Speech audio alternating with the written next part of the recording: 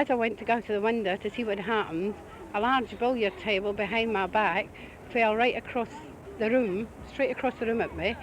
And also my little boy was in a double bed settee, and all of a sudden he just threw his arms up, and as if he jumped out, as if he was getting thrown out of bed in hysterics.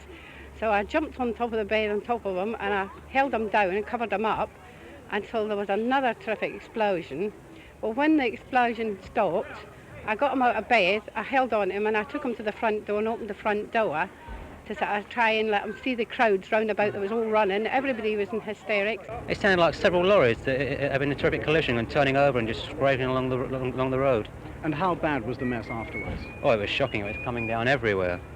It was just unbelievable. You just can't imagine it. Particularly, there was people staggering around that they just didn't know where they were.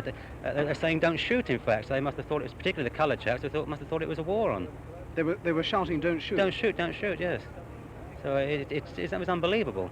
I tried twice unsuccessfully to get up there. I got up to the second floor and I was driven back by some kind of fumes. I don't know which kind they are.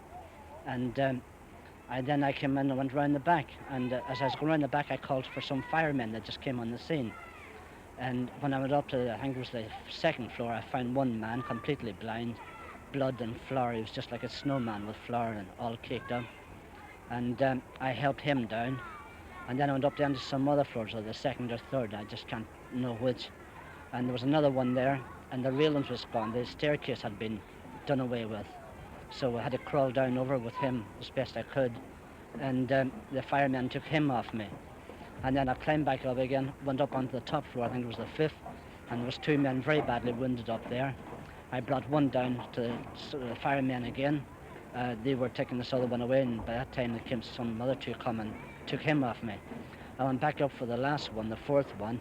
He was very critical, and the two firemen met me halfway with him, and they took him off me. So I went back up again, and I'd done the whole building, but I was frightened up. There was 15 acetylene bottles there, and there was fire around two of them. I pushed those away, and after that I went over the whole place and made sure that I didn't see anyone lying around. Whether they were buried or not, I don't know.